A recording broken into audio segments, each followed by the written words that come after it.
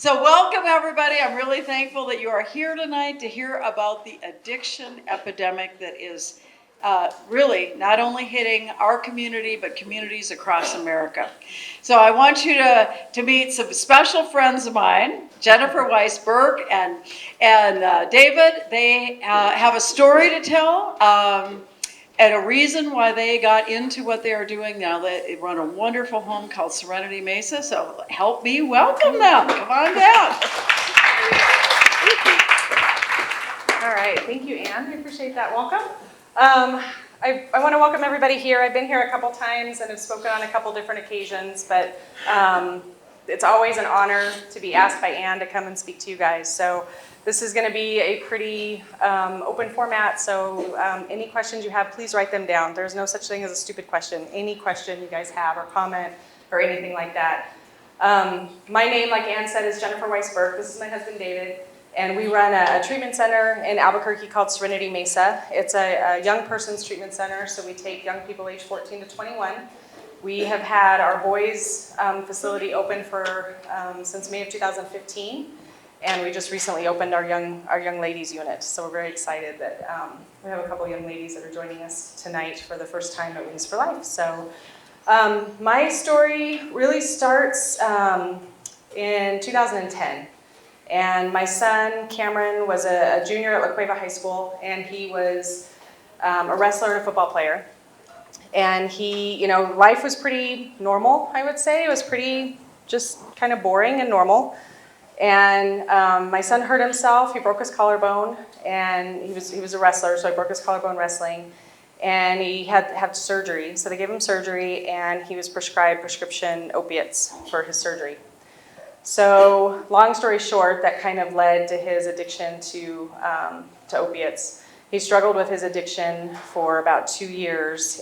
He quickly moved from opiates to heroin, which is pretty common in this state. For him, once the doctor stopped prescribing him painkillers for his addiction, then he moved to heroin pretty quickly.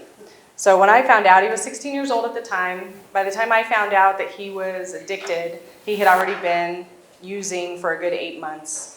I really didn't know what was going on. I mean, I had no idea. I was clueless when it came to addiction and substance abuse and all the stuff that was kind of going on around me. I was kind of oblivious to because it had never impacted my family before.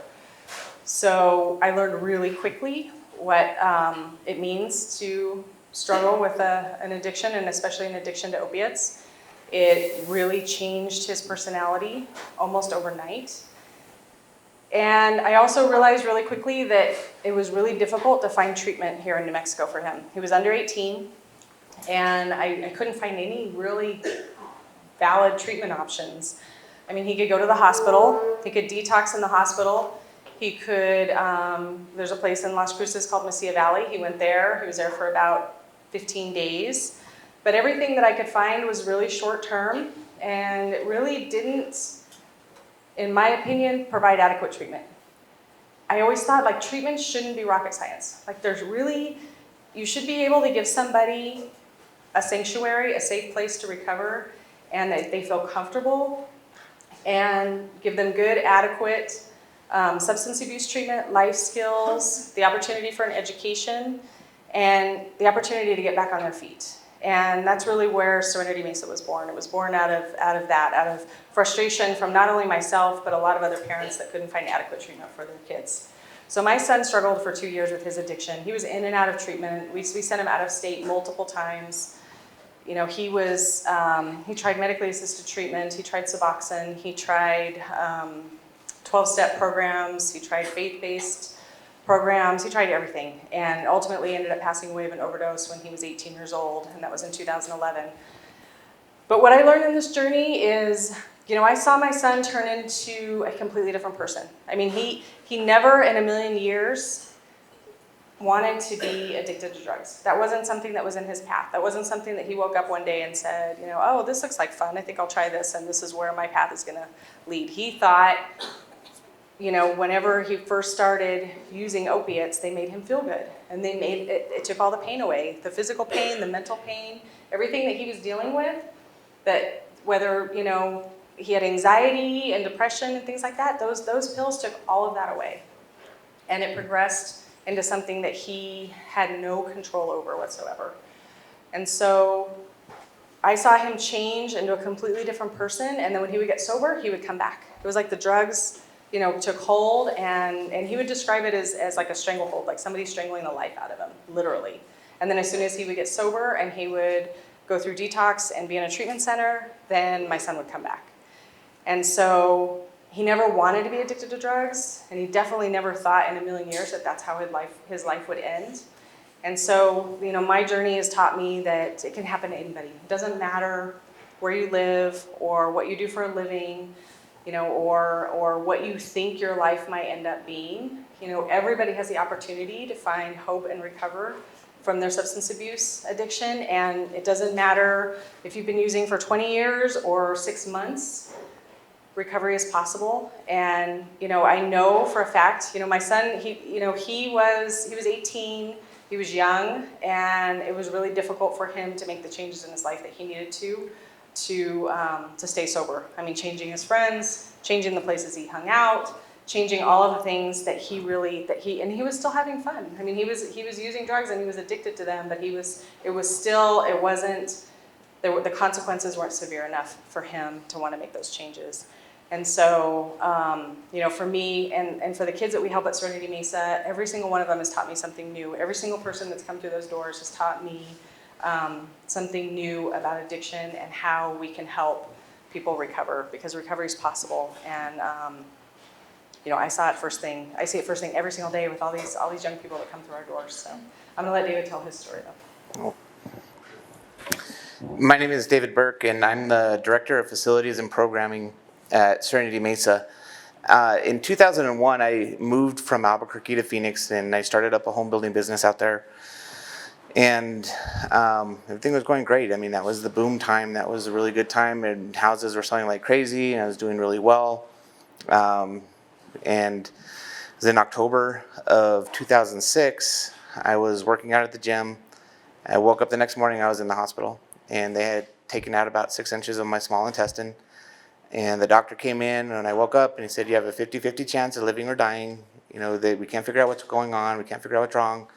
So that was when they introduced me to Xanax, and Ativan, and Oxycontin, and Demerol, and everything else. I mean, I just had a smorgasbord of drugs at my disposal. I was in the hospital for 30 days on an IV drip of Demerol and Ativan, and all I had to do was sit there and push a button. Well, at the end of that 30 days, they didn't wean me off. They didn't do anything like that. They gave me more pills. And so they gave me a 30-day supply, 90 pills of 50 milligrams of Demerol. And so I would take that. I took it as prescribed. I took my Xanax as prescribed. I took all 17 different medications that they had me on as prescribed. And, if you think about being on 17 different medications at one time, what kind of life do you really have? They had me on, since they couldn't figure out what was going on with me, and they couldn't figure out why I kept having to have these surgeries, they just kept saying, well, maybe it's in your head, maybe you have too much stress. And so they start giving you psych meds, and they start giving you higher doses of everything. And so they had me on Seroquel, they had me on Ativan, Seroquel, Xanax, and Demerol. And does anybody know what they call that combination? I call it the death cocktail. And I literally wake up and I talk to doctors, I talk to dentists, I talk to lots of different people in the medical field, pharmacists, and they basically tell me that I'm lucky. I'm really, really lucky to be alive. At the time, New Mexico didn't have a prescription monitoring program. Arizona didn't have a prescription monitoring program. I was seeing a gastroenterologist, an enterologist, a cardiologist, and a regular doctor, and I had different drugs from each doctor, and a psychiatrist. And so all of these doctors didn't know what each other was prescribing, even though I could go in there and I list it all. No one really took the time to stop and because if they can't figure it out, it's all in your head, right? So that's what doctors basically will always say. They can't figure it out, it has to be in your head. Eventually, I went to, I remember it vividly. I just walked into this, it was a Chinese herbal doctor shop, and he did a simple blood test, and it ended up being I have this autoimmune disease now. It's called celiac sprue. And so it turns out I'm allergic to wheat, gluten, oats, barley, all that other kind of stuff. And so they figured out what was wrong with me. So they started giving me all these other pills. Well, it turned out all the pills and stuff that I was taking was making that actually worse, because all the pills I was taking had gluten in them. And so the pills that they were giving me were actually what was killing me. And so the reason I talk to this story, and I bring it to the legislators' attention, every year I go to Santa Fe and I talk to the legislation, and I try to get laws passed. And we try to, HAC, Healing Addiction in Our Community, we try to get laws passed just for doctors to ask questions. There is absolutely nothing wrong with painkillers. There's absolutely nothing wrong with Ativan. There's absolutely nothing wrong with, psychiatric medication. It's asking questions. It's being informed. It's being involved in what's going into your body. I took everything as prescribed. I took everything as they gave it to me, and I became so addicted that I lost my marriage. I lost my job. I lost my business. I lost all my money. I lost everything. Everything I had, and I was living out of the back of my truck in a Motel 6 in downtown Phoenix until they came and they repoed that, and then I was on the streets. You're sitting there, and it can happen to anybody, and this is what I talk to all the legislators about is, you're sitting here right now, if something happens, you're going to go to the doctor, and they're going to give you a prescription pain pill. All I'm saying is ask them questions. All I'm saying is say, what is it that I'm taking? Well, how long should I take it? Why am I taking this? And having the doctors, when I talk to doctors, I'm telling doctors are busy. I mean, anybody try to get a doctor's appointment? 6 months out, just to find a doctor. And doctors are busy, but it's just taking that extra 5 minutes and saying, hey, this is what you're putting in your body. This is what can happen to your body if you put this in your body. And it's being informed, and it's asking questions. So as I look out in this room, I'm telling everybody, be informed, ask questions about what's going in your body. Whether it's Tylenol, whether it's a benzo, whether it's just a placebo, whatever. I mean, just ask questions about it. When we looked at Serenity Mesa and we started going up to Santa Fe, we went up there to try to get capital outlay funding. And, we talked to, on the 4th floor is where all the Republicans are, and the 3rd floor is where all the Democrats are, and on the base floor is where all of the main players are at. And so you go down and you have to, I hate to say this, but you have to sell it. And you shouldn't have to sell it to anybody. This is an issue that's plaguing America. People don't have to sell cancer causes. People don't have to sell diabetes causes. People don't have to sell that. We have to sell the fact that we need help with people who are in addiction, who are struggling with addiction. And, drugs don't care if you're white, black, Native American, Hispanic. They kill us all the same way. And, they don't care if you're a Republican or a Democrat. And this is how I talk to them. All of them. It doesn't just affect Rio Grande. It affects La Cueva. It affects Highland. It affects Cibola. It affects Gallup. It affects West Las Vegas. It affects Raton. This whole state. People are clapping right now because they say New Mexico has dropped from number 2 to like number 10 or 12. It's not because our overdose deaths have gone down. It's because other states are passing us. And they're becoming so much worse. And, fentanyl is a drug that's coming into our state now. Last year in Ruidoso, they had 6 overdeaths in a week just from fentanyl. And you go to Ohio, places like Ohio, they have 25, 26 people die in a weekend from fentanyl. And so they're cutting fentanyl with heroin, and that's what they're starting to use. So the other way that I ask everybody to get informed and to get involved is to go to Santa Fe, talk to your legislators, talk to your representatives, talk to your senators, and write the governor. I'm up there every year, and people always say, what can I do? Come up here. Go up to Santa Fe if you have the means. If you don't have the means, write an email, make a phone call.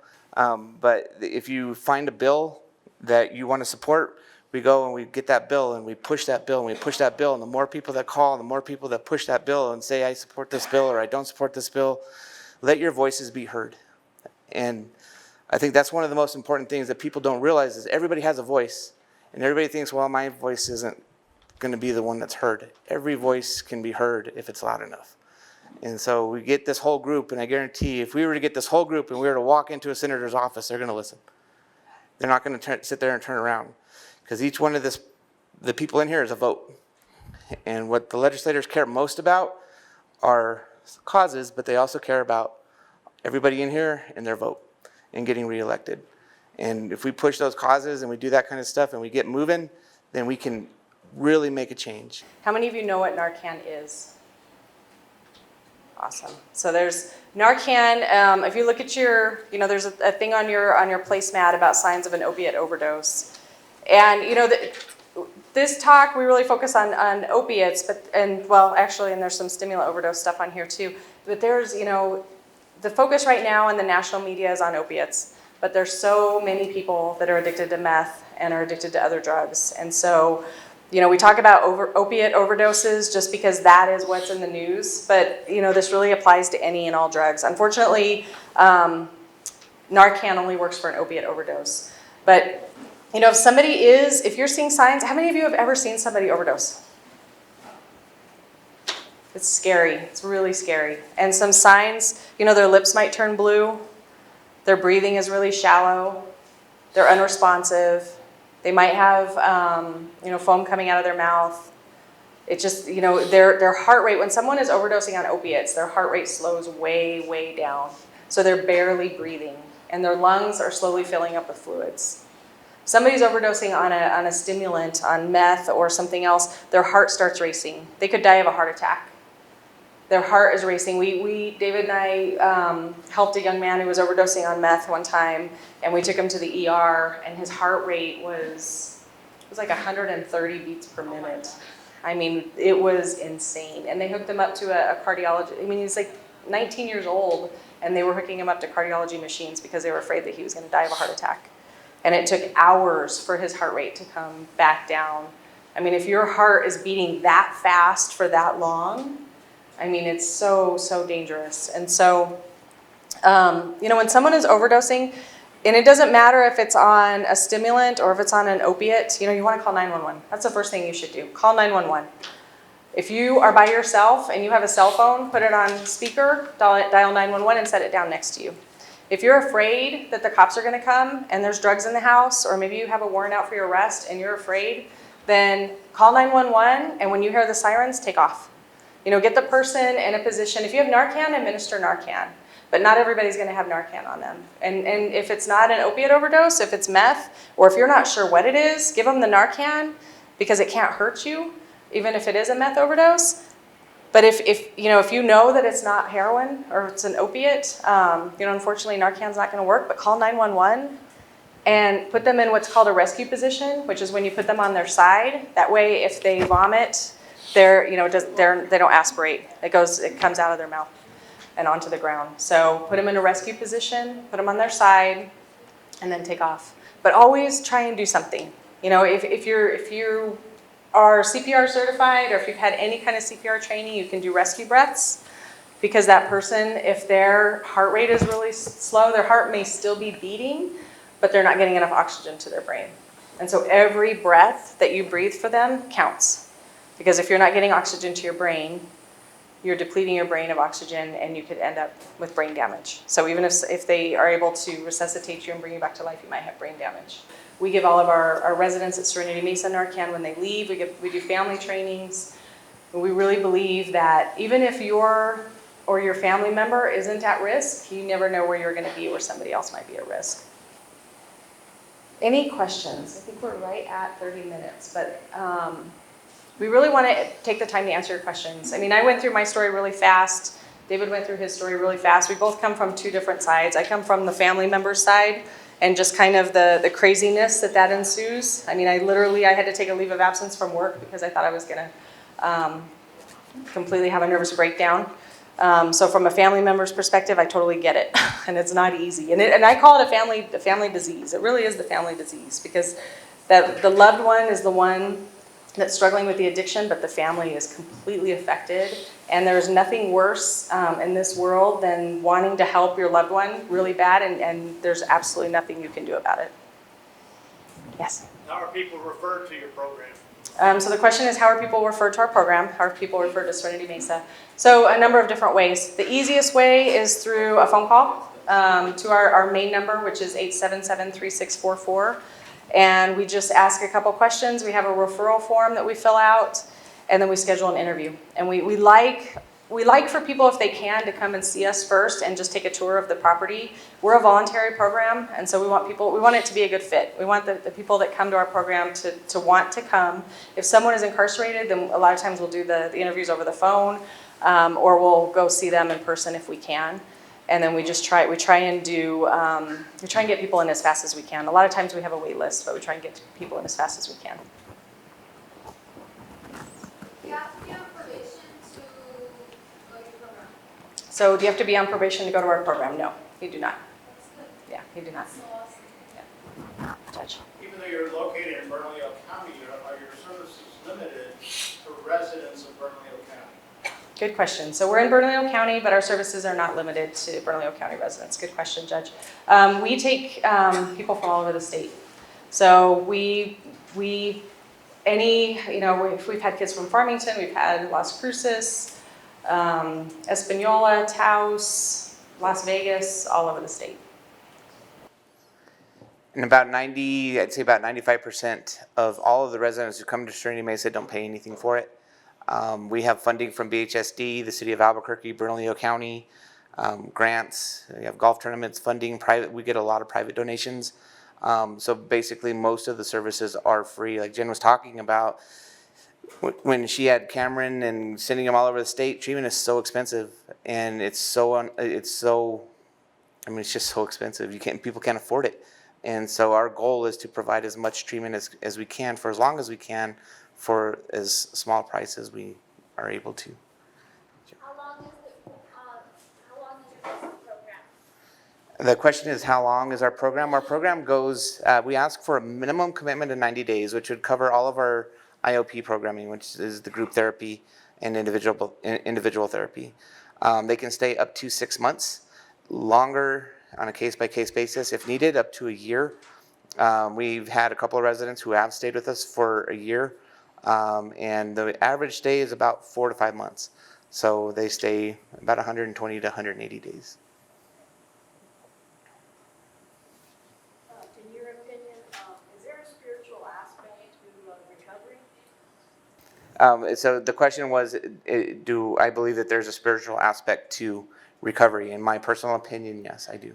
So I have my faith, and I go to meetings and I go to celebrate recovery, and it's a big part of my recovery.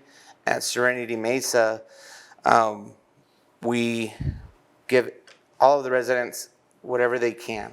So there's a lot of options: 12-step, smart recovery, faith-based, 7 challenges. I mean, any way, we believe that any way you can get clean and stay clean is the way. Whatever works for you is what works for you, and that's the most important thing.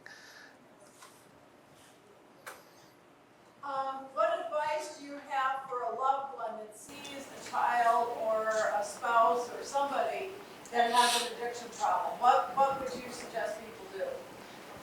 So the question is, what would we suggest that people do if they have a loved one that's struggling with addiction or if they're seeking recovery? And from my perspective, I think, when my son was struggling with his addiction, I really didn't know anything about it, and I really didn't have any place to turn. Nobody was talking about it at that time. It's still, addiction, especially heroin and meth addiction, is still highly stigmatized.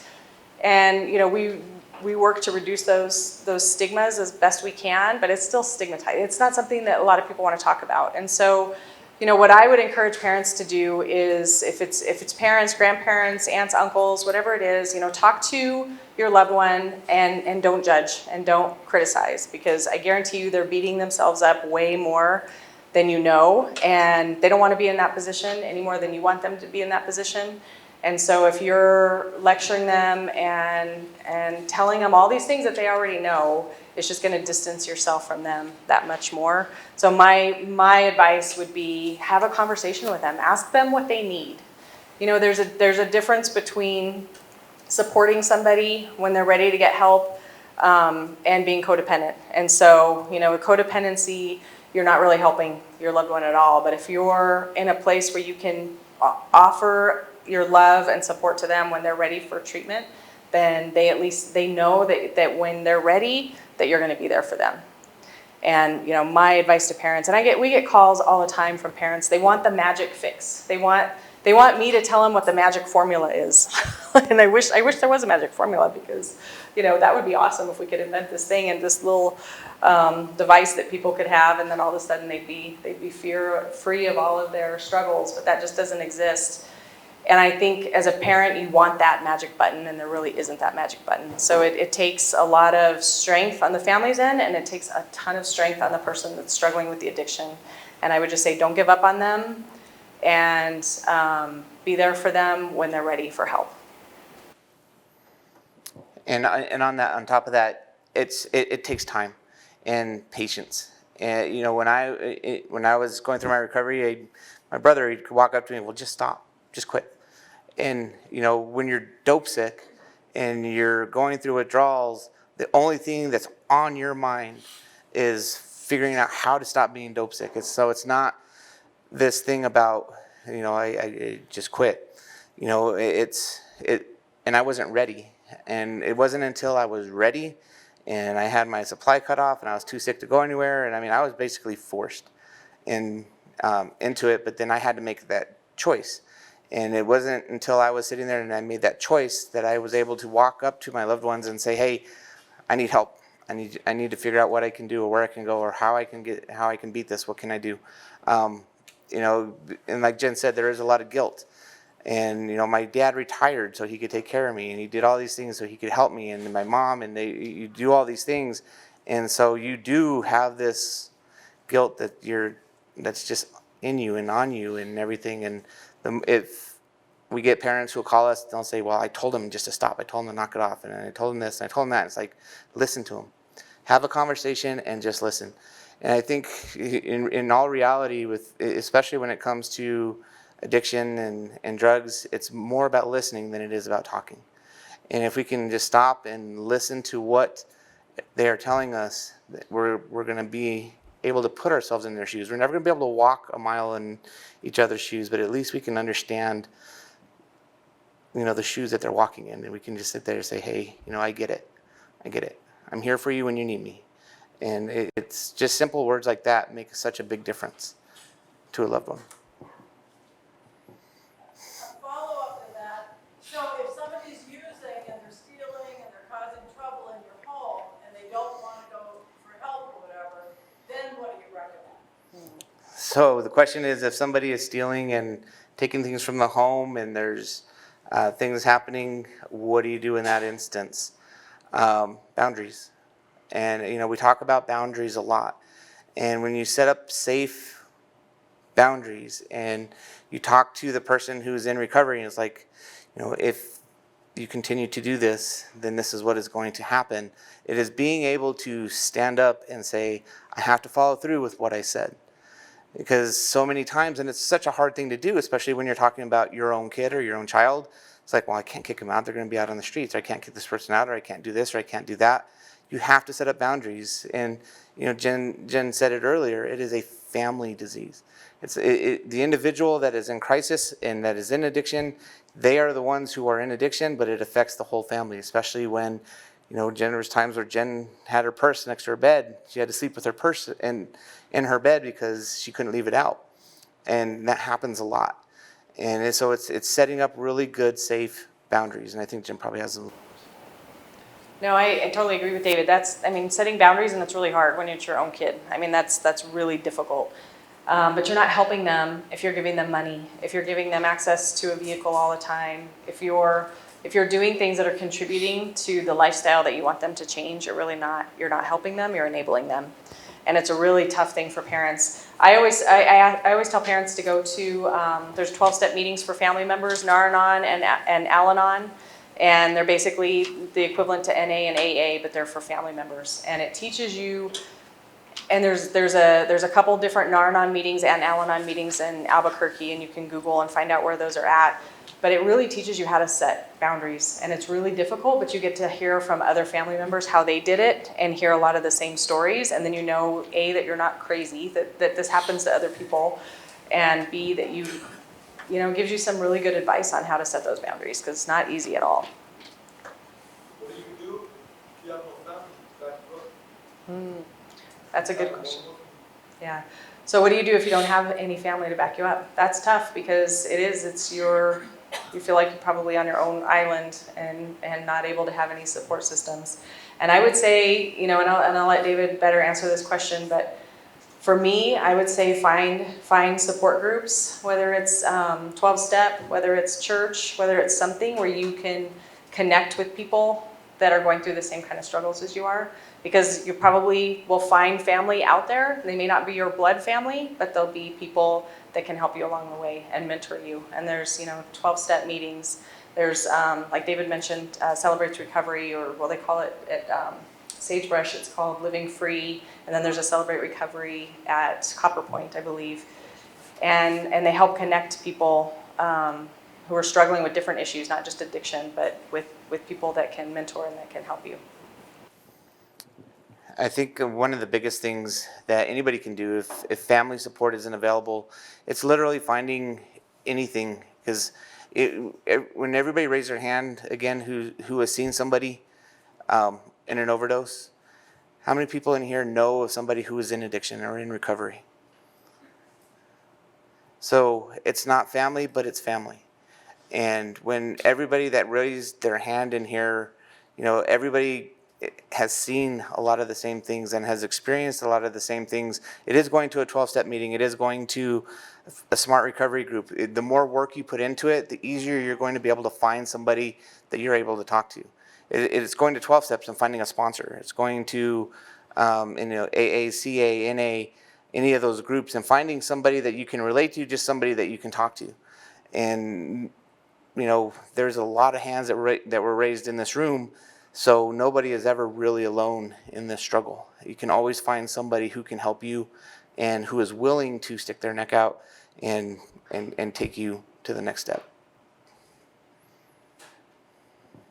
Herbal remedies or acupuncture or reflexology in your to get them off drugs? We're not able to do herbal remedies. We do offer AccuDetox. We take them to places that do AccuDetox, acupuncture. We also do a lot of yoga.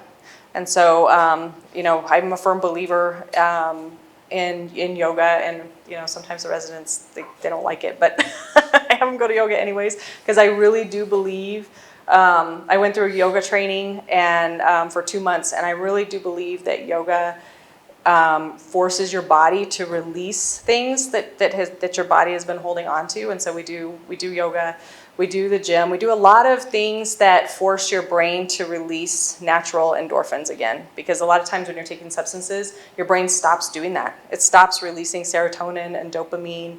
And when you force it through exercise and through physical fitness and yoga and just being active, then it retrains your brain to produce all of those chemicals naturally on its own. And so due to some of our funding sources, we're not able to do herbal supplements, but I have heard that there's a lot of success with amino acids and things like that.